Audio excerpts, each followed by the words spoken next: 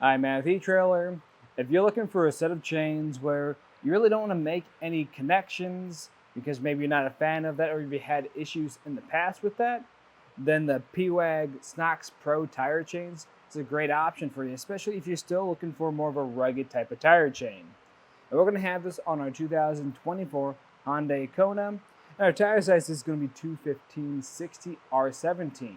Now this will fit a variety of different sizes. That's just the size we have today. If you're not sure if this is going to fit you, you can actually plug in your vehicle's information into our fit guide to find the correct fit for you. And we're going to have this on our front axle is what the manual recommends.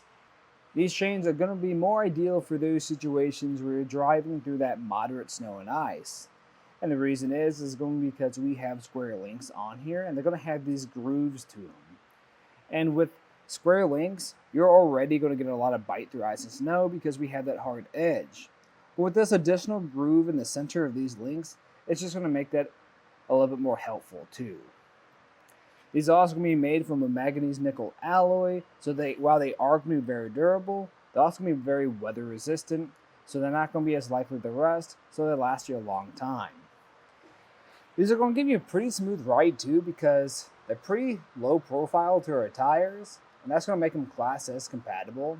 And that really shows back here with sending underneath our suspension. So if these were to loosen up somehow, they're most likely not going to make contact with anything. And then we're going to have this diamond pattern. This diamond pattern is giving us more coverage on the tire, which in turn gives us more traction overall because we have more surface area. That's also going to lead to better turns when you're driving in snow and ice. And here in the center, we're going to have these blue coated links. So if these were to make contact with your rim, they're not going to be as likely to scratch anything up. And here is where we have our self-tensioning device. This is a really simple design, just a silver piece that goes into this blue container. When you want to release it, you just press this red lever and you can take it off. Earlier I also mentioned how we don't really have to make any connections on here, and part of that reason is on the back side of these chains, this is the other one that comes in the set, we have this elastic band. And this is going to be able to stretch around your tire and hold everything into place.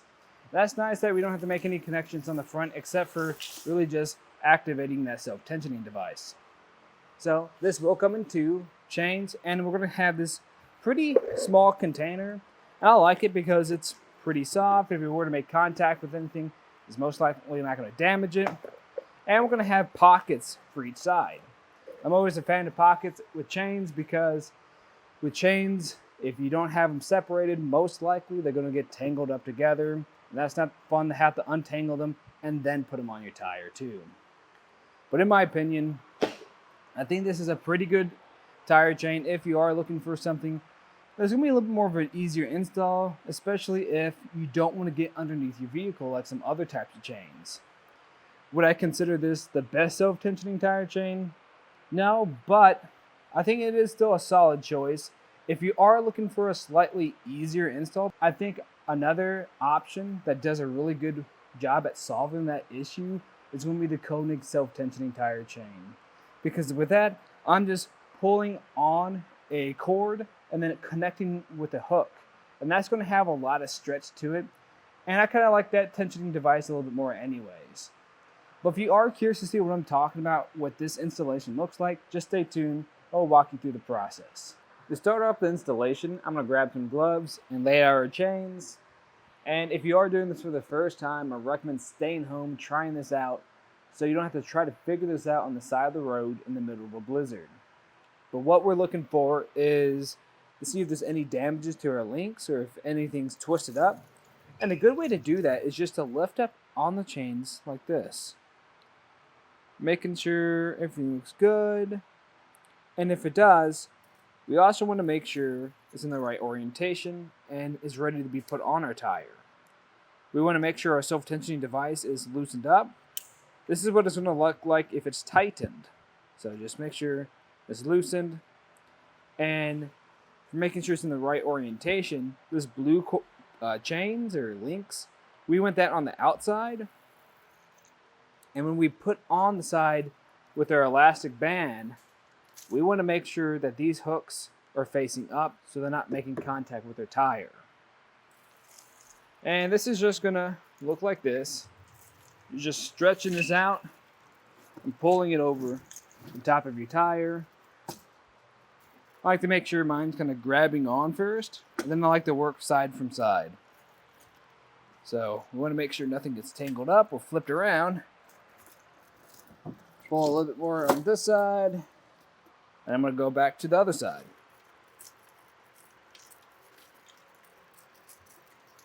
Pull it through. And we won't be able to fully install this chain quite yet. And that's going to be because if you notice at the bottom, we're reaching a point where this isn't going to be able to get underneath our tire. So after when I have this where I want it, I'm going to have to pull forward or back some. When you're backing up, you also want to make sure that your chains are centered on your tire, because you don't want to keep back and forward and pulling up to make some adjustments on your chains. So try to make sure it looks level as possible. Then you can start backing up until we get that area where we want to make that back connection off the ground. With the tire rotated, I can access this now and adjust it where I need it to sit. I'm not really liking where this is at the moment because this chain is kind of in the center of our rim, so I might actually have to pull forward again to make some further adjustments.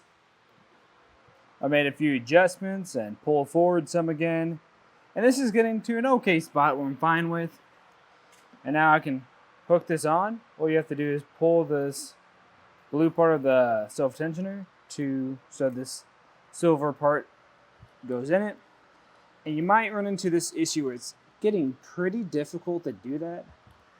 So what I like to do is grab that elastic band on the back, pull it on top of your tire.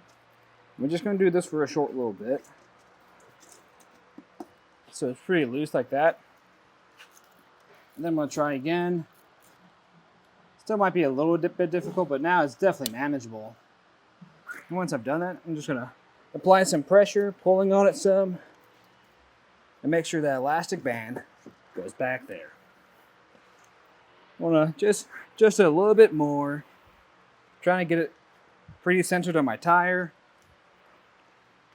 And that's pretty good for what we're going to get. And if you didn't already, you can do that on the other side. Again, I recommend just giving it a little pull test, make sure it feels pretty tight. And if it does, you can take it out for a ride. And that was just a look at the installation and some of the features of the Pewag Snox Pro Tire Chains on our 2024 Hyundai Kona. I'm Matt. Thanks for watching.